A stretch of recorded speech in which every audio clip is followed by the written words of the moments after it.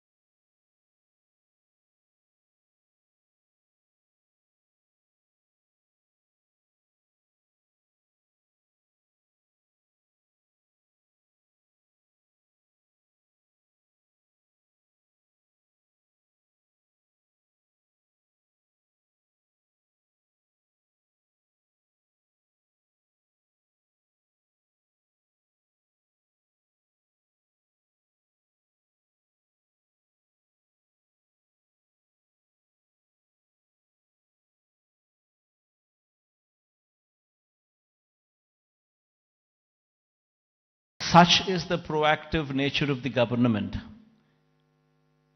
and such is the conducive business-friendly environment prevalent in the state, that consistently for the past 3 years, in the category of ease of doing business, the state is rated number 1. This is one major achievement that the state can boast about, trying to showcase that we per se are very friendly to industries. Now, having said that, it has attracted almost 13 lakh crores in the Global Investors Summit, which we concluded last year. 352 MOUs were signed, with an employment potential of close to 6 lakhs. And at a brisk pace, these MOUs are being translated into reality. In fact, out of 352 MOUs that we have actually signed, in fact, 39% of these MOUs have actually translated into actual commissioning of the plants. So at a brisk pace, these things are happening, and we have also been, the economy per se, if one were to look at it, just doesn't come with only the elite or the aloof or the big manufacturing sector alone coming up. It's got to be a mix of everything. In fact, so much so that I would say that the state government has implemented in these 5 years several welfare programs, orienting them towards sustainable self-employment. In fact, every scheme of the state government, if one were to notice the schemes, especially the welfare schemes, one would be surprised to see what kind of a transformational bearing these schemes have. To begin with, everything is DBT, direct benefit transfer, where there's no middleman in between, where everything is transparent and there's no corruption there. Now, having said that, every scheme is hand-holding women. So much so that every scheme is translating. Say, for instance, I speak about Cheyuta as one particular scheme. The scheme actually narrates hand-holding women, the same particular woman, consistently for 4 years, every year giving 18,750 rupees for the same woman. So in 4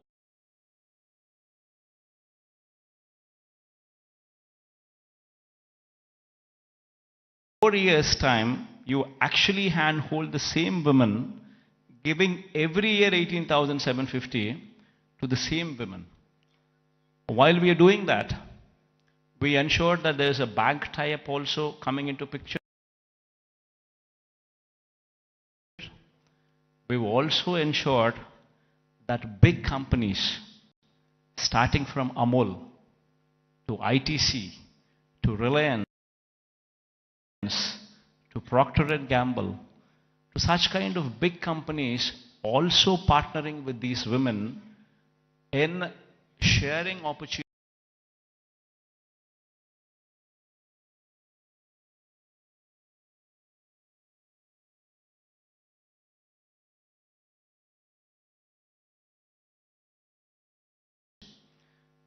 Now, most of the employment cycle doesn't come from government employment. Government employment per se, before we had come in, probably we had 4 lakh jobs in government sector. And probably our government, being very proactive in actually providing for jobs, could actually create another 2 lakh jobs, which is actually very high. Before we had come in, we had 4 lakhs for decades. And after we had come in, we actually created 50% more jobs in government sector.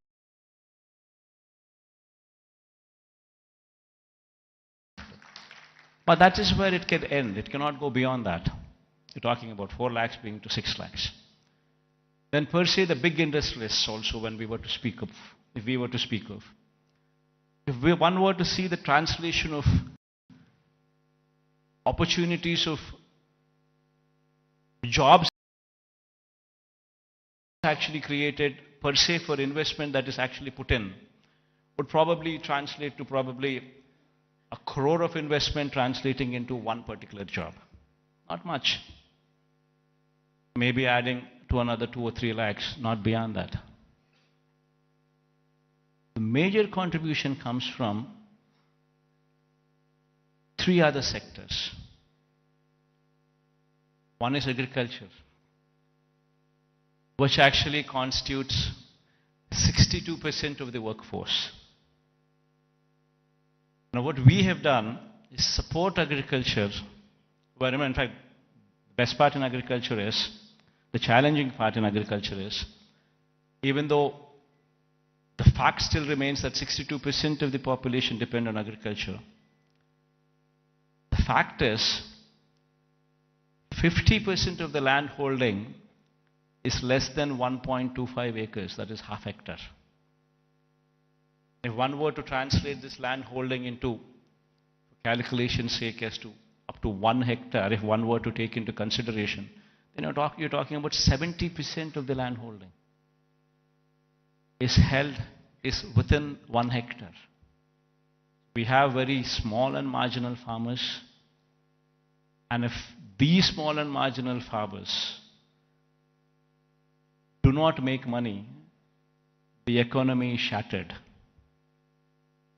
What we did, what we could actually do, is come up with those initiatives to handhold farmers through RBKs, setting up of Raitu Bharosa Kendras, where every village has one, where you have an agricultural graduate sitting in those villages, in those RBKs, where everything from seed to sale of crop is handheld through these RBKs. And with such kind of micromanagement, also incentivizing farmers with production incentives as well, that farming sector could survive.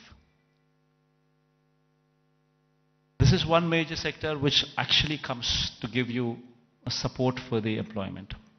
Then the other major sector, which is another sector which actually supports, is MSMEs. MSMEs also, if one were to speak of, talking about if industries, mega industries, big industries constitute maybe 3 lakh, 4 lakh jobs, you're talking about MSMEs which actually constitute more than 30 lakh jobs. There per se, the employability rate is more. Every MSME is small, but yet employs more number of people when conversion ratio takes place from investment perspective.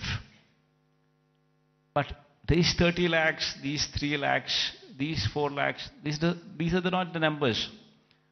Dominantly self-employed sections. Self-employed sections constitute a primary more than 1.5 crore population, which actually should be doing well for the economy to do well. And through various schemes, various platforms, we've ensured that these self-employed sections are handheld, given support through various schemes. You know, I'll give you an example. Before we had come in, we were talking about self-help groups, which actually constitute more than 1 crore of women. Before we had come in, these self-help groups had an NPA and outstanding loans to the extent of 18%. Today, the same self-help groups, the outstanding loans and the NPAs, if one were to look at in this sector now, it is just 0.3%. And a crore of women livelihoods are dependent on that. Same word, if one were to see the same thing, in every scheme like Vahana Mitra, which talks about self-employed sections who actually are driving the cabs, or actually driving the autos. If economy there fails, the entire state fails. We're talking about barbers. We're talking about so many such self-employed sections running into lakhs, and together running into crores, which actually have been supported so as to render phenomenal growth rate. In fact, when we had come in 2018-19, our state was figuring probably the least among the states in growth rate, in GSDP growth rates. The last year numbers, if one were to say, we are figuring in top 5 states in the country. If GSDP growth rate were to be figured in. Similarly, every initiative that we've taken in supporting every sector, the MSMEs for instance, our state can boast about that we had ensured that timely MSME incentives were given even during the times of COVID. That actually protected the MSME sector, so much so that today the kind of growth that we have seen in MSE sectors was so unprecedented, never so happened in the state of Andhra Pradesh. In fact, the reasons have resulted in the state's manufacturing GVA, when viewed as a percentage of India's manufacturing GVA, increasing to 4% during 2019 to 24 from the corresponding figure of 2.9% during 2014 to 19. That was the previous regime. That is the kind of GVA contribution. State's manufacturing GVA when compared to a percentage of India's manufacturing compared to Telangana's state's average of 63%. About VISAKH. Now, how do we boost VISAKH's growth story so that ultimately we come across a situation where at least 10 years down the line, starting today, at least we compete with Hyderabad, or we compete with Bangalore, or we compete with Chennai. So what exactly does Vision VISAKH, Vision VISAKHA for this particular place, speak of these words, should be doing is to come and stay here as a Chief Minister. If I were to say this, unfortunately we have an opposition in the state, and we also have a lot of vested interests and also a negative media with vested interests who support the opposition. I think many of you also are aware of it, that they make such a hue and cry that in fact that we shifting over to VISAKH, they try to make an issue out of it, saying that somebody is coming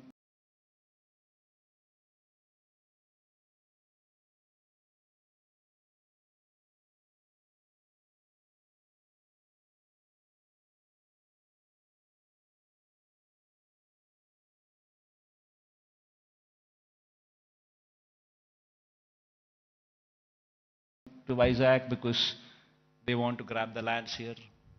They want to do that, they want to do that. And these kind of stories shamelessly are written, shamelessly are projected. And all for what? So they don't want the Chief Minister to come here. They go to the court, court cases are filed. All for what? They don't want chief ministers to come here. Now why? Because if the chief minister comes here, this area will grow. Because there's ownership which is going to come for this area. There will be a christening of the city as executive capital.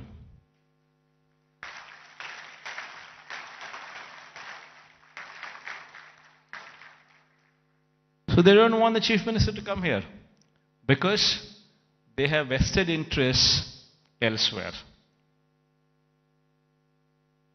They bought land before the capital could be announced elsewhere. Thousands of acres in private hands, Benami lands. And they're all scared.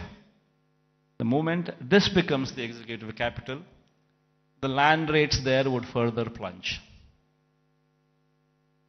And because of this vested interest, today, VISAKH has taken the beating.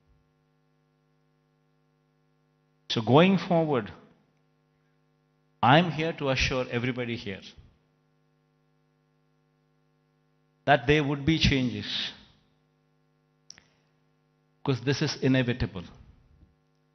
If one were to compete with Hyderabad, compete with Chennai, compete with Bangalore, it's very important that VISAKH becomes the economic growth engine.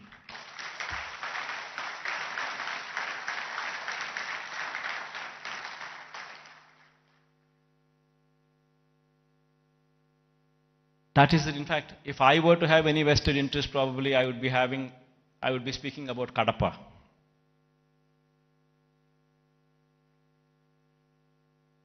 See, for me, the state is ours, to everyone here.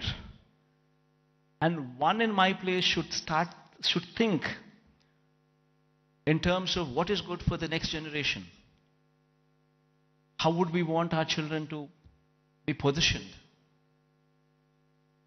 How are the state's revenues going to be?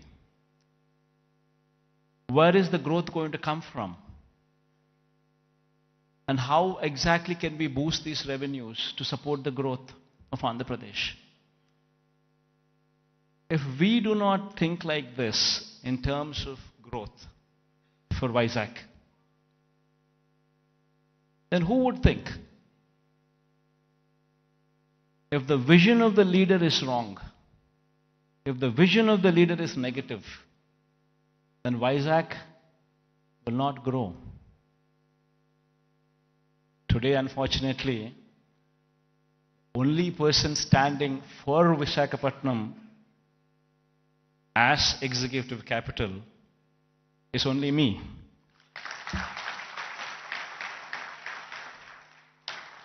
Unfortunately, this is the reality. Fighting against the entire opposition, fighting against vested interests of the media,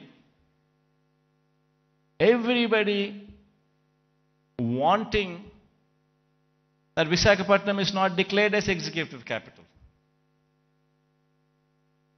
This is the reality. Everybody should keep this in mind, understand this reality. Now, moving further, VISAKH would have to develop. I'm assuring you, we have court cases going on, we have so many people trying to oppose everything. But I'm assuring you, post-election, my stay would be in VISAKH.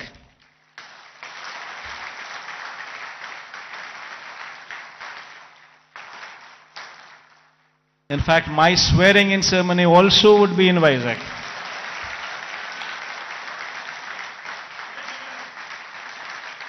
This is my commitment to VISAKH. And now, what is the vision for VISAKH? See, we need to have a 10-year vision. We would have to own this city. christen the city as executive capital, become part of the city, and have a 10-year vision. We need to have a roadmap which is workable, which is doable. It cannot be a roadmap where we just dream big but yet achieve nothing, because it is impractical. Not so. We need to have a practical solution, we need to have a practical approach, and we need to have a vision which is realizable in 10 years' time. Of course, this vision is one vision which cannot be alone done by the state government. It would have to be the state government, it would have to be the central government, it would have to be a PPP model, it would have to be encouraging private people also to become part of the vision. All these people become part of this vision, only then we can realize Vizag is the next competitor in a decade's time to Hyderabad, Bangalore or Chennai. In fact, why I was opposed to the idea,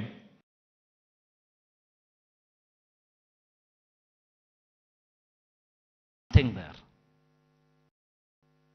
And according to them, just to provide for the basic infrastructure, that is these roads, the water, electricity, and these kind of basic infrastructure alone, according to their own calculations, with the DPR that they have produced, costs almost 2 crores per acre,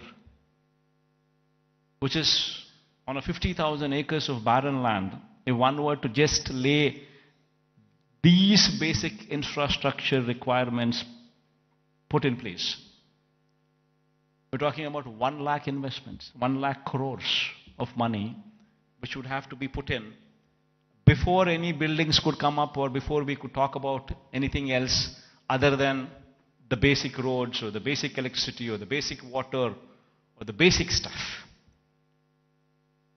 Now per se, does anybody have 1 lakh crores to be pumped in? And if this 1 lakh crores were to be pumped in today, it's going to cost 1 lakh crores. But if this 1 lakh crores would be pumped in maybe in 20 years' time, presuming 5,000 crores of outlay every year, approximately, what one could actually probably afford. So there's nothing there. Then you're talking about 20 years. Then in 20 years' time, 1 lakh crore probably would become 7, 8 lakhs or 10 lakh crores. The expenditure what you thought about as 1 lakh crores today, in 20 years would actually be 10 lakhs, 15 lakhs. Probably the net present value calculations of probably 1 lakh crores 20 years down the line would probably be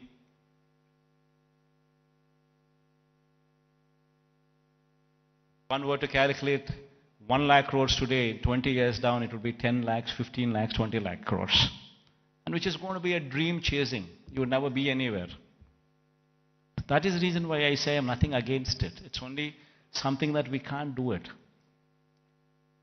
Whereas here in Vizag, we have a place which already has this basic infrastructure put in place. We already have roads. We already have good roads. We already have electricity, good electricity. We have good water connections. We have good everything. Basic infrastructure is already put in place. So all what we need to do is, given that finishing touches, just give it a little bit of finishing touches, and it would transform into something much, much, much bigger. And what are those finishing touches that we need to give? An iconic secretariat, the moment we shift here and christen it as executive capital, you obviously would have the entire employees also come and station here, for which a secretariat building. Why construct an ordinary secretariat building? Construct something iconic, which would stand out, which would attract the entire country to see. An iconic secretariat, an iconic convention center.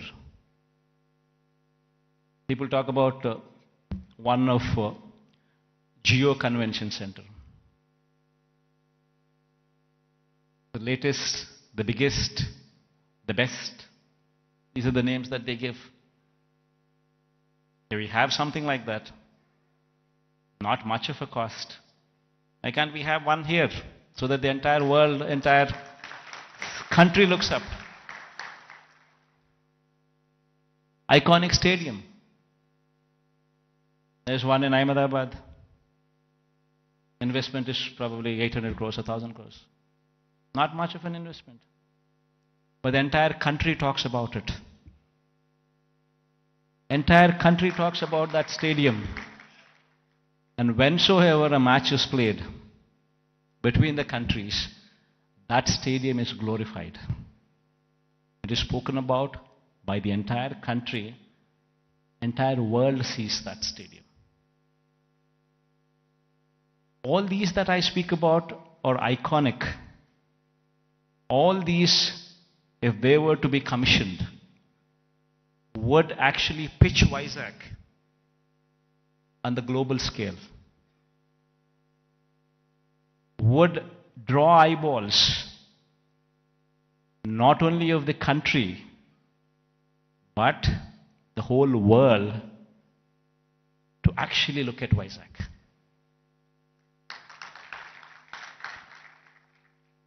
What we have envisioned for Vizag, iconic secretariat, iconic convention center, iconic stadium, Institute of Emerging Technologies. One beautiful institute wherein the talent for any emerging technologies is tutored here. If our students could be given that kind of skills, tutored here, this would be positioned as something else. We have the Bhogapuram International Airport coming up. At a very brisk pace, the work is happening. And within the next 15 months or 18 months, this project would actually see the light of the day. It's moving at a very brisk pace. Then connectivity to the Bhogapuram International Airport. A 6-lane beach corridor road with beautiful green lawns on either side of the roads. 6-lane road to Bhogapuram International Airport. They're talking about a metro rail. Our Vizag is probably the only metro, I guess, which does not have a metro rail. So getting funds for metro rail per se, I don't think it's that difficult. Because it might cost another 14,000 crores. But 60% of the funding comes in PPP model by the developer. Another 40% is to be shared by central and the state government. Central shares 20%, state shares 20% of the 14,000 crore investment. Of course, we are pushing for the entire 40% to be borne by the central government. That's a different story. But even if that doesn't happen, we're still talking about 20% contribution from the state government. And then you could actually see a 14,000 crore metro rail project also take off. Then we're building a Molapet port in Srikakulam. Within the next 1 year, the Molapet port would actually start functioning. And we have Vizag, Bhogapuram International Airport, which is 30 kilometers from the airport. And then from there, the Molapet port is just another 110 kilometers or so. So you have entire corridor from Vizag International Airport and then Molapet port. A horizontal growth corridor which could take off, which already has an existing national highway, I think 6-lane or 8-lane highway. It's already, the works are at a brisk pace. Then you have a data center with a submarine cable which is coming from Singapore. A data center, Adani is doing it. A huge investment, 27,000 crores of investment is coming there. And since it's a private investment, and Adani is doing it, the works of the land from our side, everything that needs to be done is already done. They've already started the work, the plans are submitted. And within the next 5-6 years, in a staggered way, in a phased manner, they would actually ensure that this project also comes up. Then you have hospitality industry, which also needs to be looked into, which also needs to be given a little bit of boost, for which we have ensured that Oberoi and Mayfair groups have given certain bits of land for them to develop 5-star plus resorts here, as well in Vizag, where Vizag is short and it doesn't have resorts. It has some good hotels, but it doesn't have resorts. So this 5-star plus category resorts by Oberoi or Mayfair would actually bridge in that gap. The land has already been given to these private people, and they're already on the verge of starting the construction. And within the next 2 years or so, you would actually start them. You would actually see them commissioned. Then NTPC Green Hydrogen Project. This is also around about 30,000 crore investment of NTPC. This project, fortunately, yesterday, Prime Minister virtually laid the foundation stone. So this is also going to be a reality. So all these that I just spoke about, they're not things that cannot be achieved. All these things can be realizable. Within the next 10 years, in a staggered manner, we would see all these things coming up. Because all these things that I spoke about are not big. Something which is unimaginable. No, not so. All these things are realizable because they're not something, they do not pose those numbers which would actually say they are not realizable. And there is, of course, one aspiration what I'm trying to negotiate with the Prime Minister also. This thing goes well, we would have this as well. A high-speed rail corridor from Hyderabad to Vizag, passing through Vijayawada. Then Vijayawada to Bangalore, passing through Kurnool and Kadapa. But this is an aspiration. If it happens, it happens. Even if it doesn't happen, 10 years is a big enough span for us to pursue that it happens. Even though this is an aspiration currently with us, the rest of the stuff that I spoke about are all realizable. So with all these things coming up in Vizag, and the Chief Minister coming and stationed in Vizag, it would attract a lot of people to come and settle down in Vizag as well. And Vizag, in 10 years' time, with all these iconic buildings taking shape, would actually compete with the best in the world, with the best in India, definitely for sure. In fact, my people have gone ahead and given a presentation to this effect. We can all watch, myself included. I'll also be sitting with you on the other side. Let's share the officials also for actually putting in this kind of energy and effort. Because it takes a lot of passion to actually be involved. What needs to be done for Vizag? How do we do it? And it takes a lot of passion. And, in fact, when I was asked to come here, I said, fine. Because looking at their passion, I wanted to encourage them as well.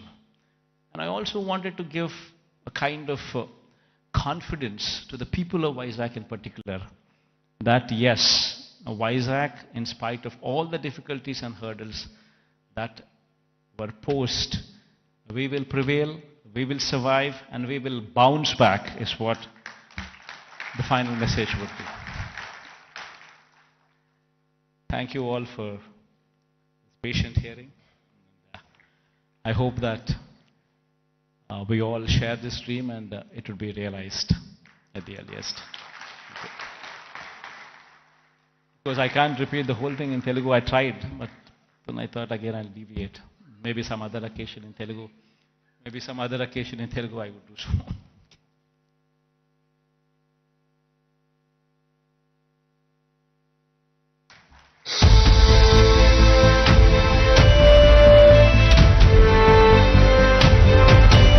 Thank you very much to the Honorable Chief Minister for that really confidence-inducing talk about his vision for Visakhapatnam and thereby the development of Andhra Pradesh. Truly, truly confidence-inducing. Very, very inspiring. Thank you very much, sir, for the confidence-inducing talk on your vision for Andhra Pradesh. And thank you for joining the audience. It's a privilege for all of us that you will be watching the AV with them. I would now like to call upon Sri Lakshmi ma'am, Special Chief Secretary, Department of Municipal Administration and Urban Development, Government of Andhra Pradesh, to please come on to the dais and make the big announcement of the day and launch the AV.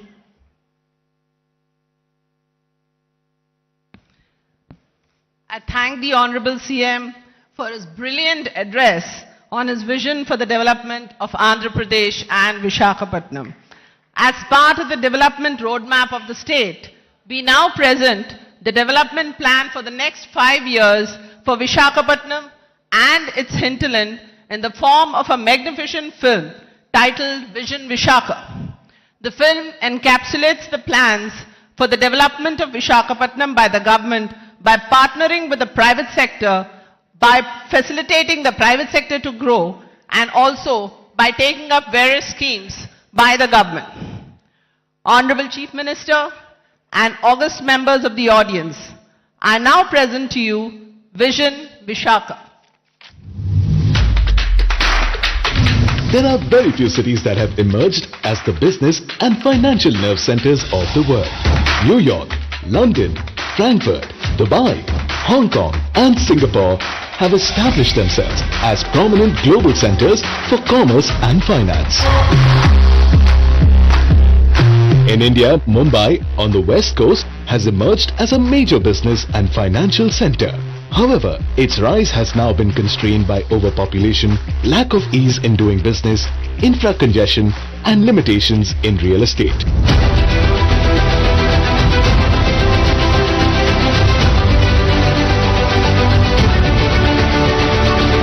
Located on the east coast of Andhra Pradesh, Visakhapatnam now holds the potential to compete with some of the best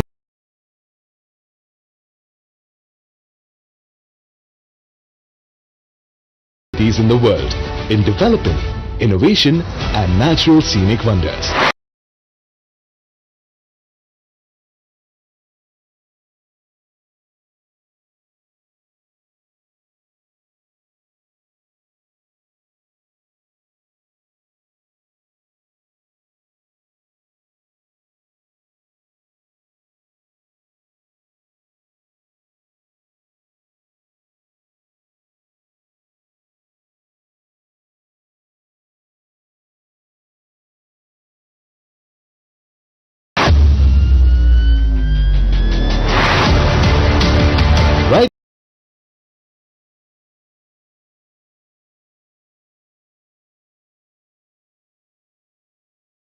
assessing the potential of Visakhapatnam to become a global cosmopolitan city and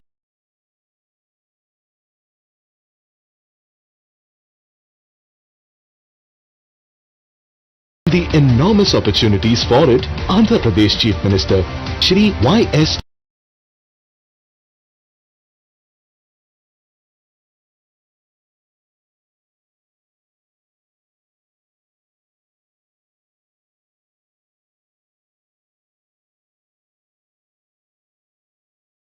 Jagan Mohan Reddy has conceived the outstanding Vision Visakha.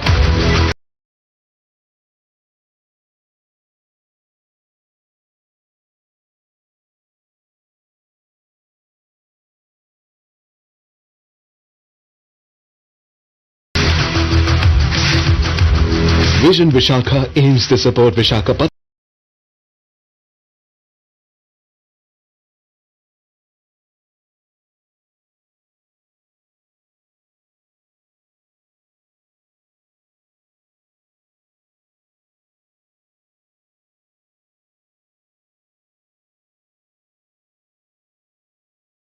as a home for high-quality environment, sustainability and natural scenic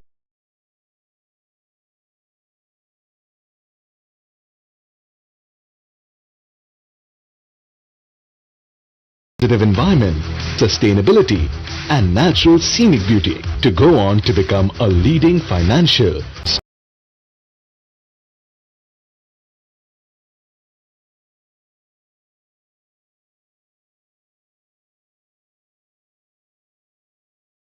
new South Coast Railway Zone and freight corridor from Sondyam to Simhachalam.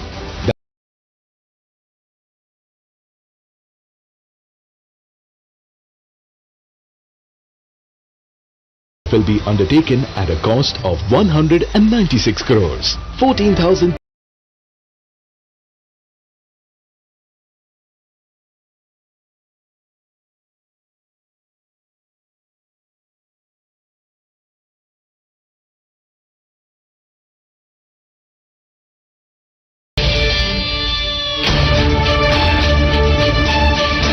to develop Visakhapatnam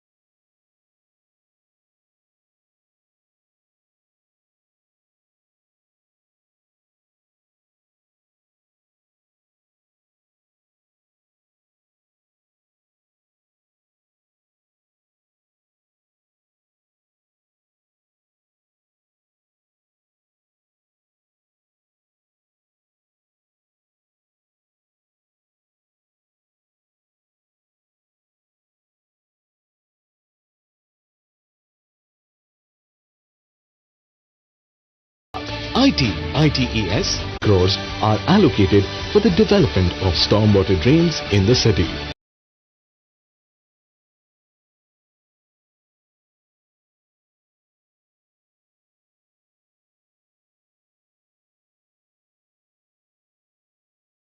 As far as livability and social infrastructure is concerned, 100 parks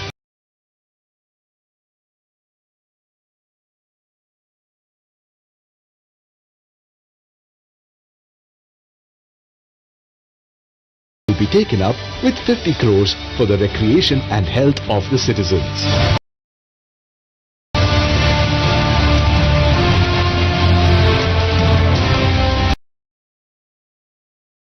$150 lakes will be developed in a phased manner in the city with a sum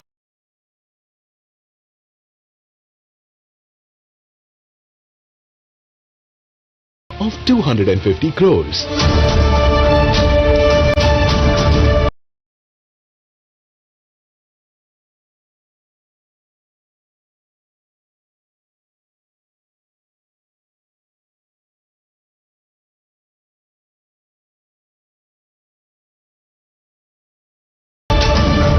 Regarding sports facilities, 7 stadiums will be developed with a budget of 169 crores. Along with demonstrating his commitment towards encouraging sports through the one-of-a-kind statewide Adudam Andhra program, Shri Y.S. of 300 crores in this Visakha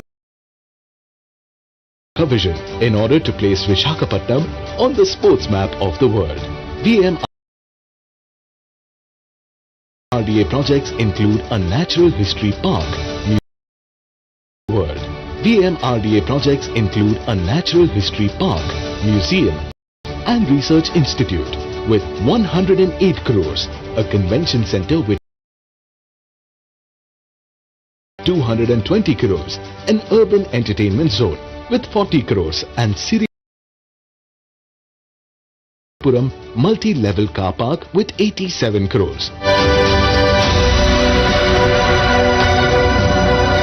About 150,000 houses worth 4,039 crores are being constructed through Jagan colonies and Tidco houses for the construction of affordable houses for the common citizens.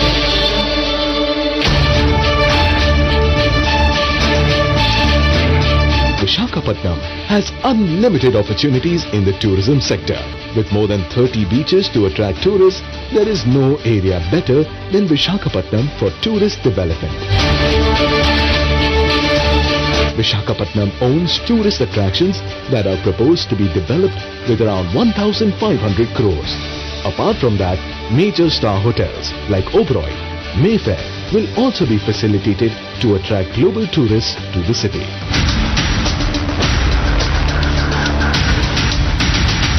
Shri Y.S. Jagan Mohan Reddy also proposed the establishment of a global convention center worth 500 crores and several malls such as Inorbit Mall worth 750 crores.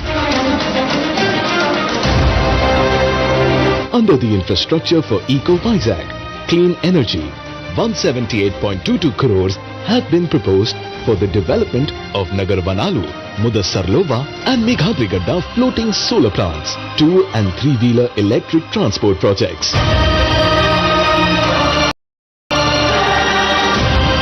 Chief Minister Y.S. Jagan Mohan Reddy's impeccable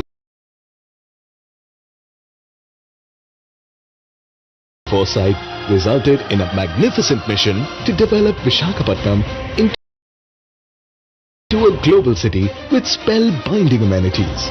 A successful realization of this vision is destined to make this city of destiny a remarkable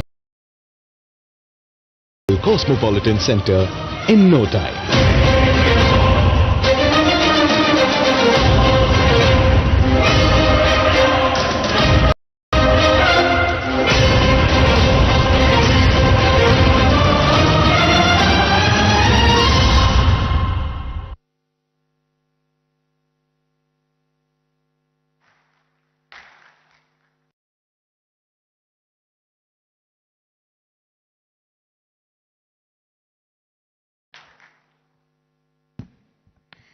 That was a comprehensive roadmap to you, taking into consideration connectivity, livability, social infrastructure, urban planning, industrial growth, sustainability and climate resilience. The Honorable Chief Minister of Andhra Pradesh, Shri Y.S. Jagan Mohan Reddy Garu, is well on his way to achieving Vision Visakha and many other such projects for other cities of the state as well. He has already unveiled projects worth more than 1,500 crores, as you saw in the audiovisual presentation.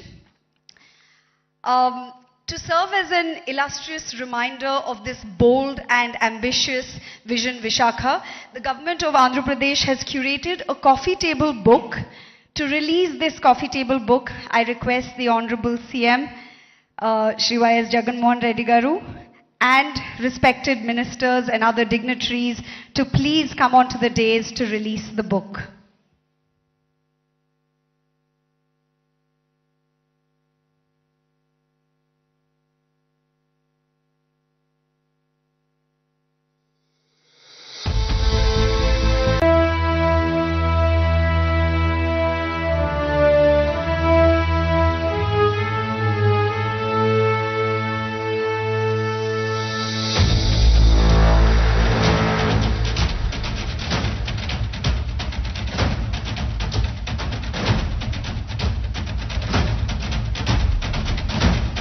Thank you so much, sir, for inducing this audience with your confidence, your passion for your vision, Vishakha.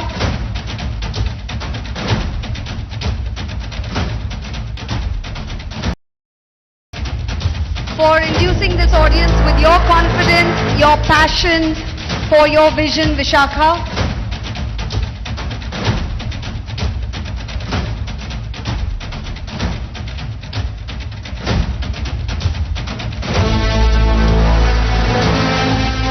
That's going to be the iconic secretariat.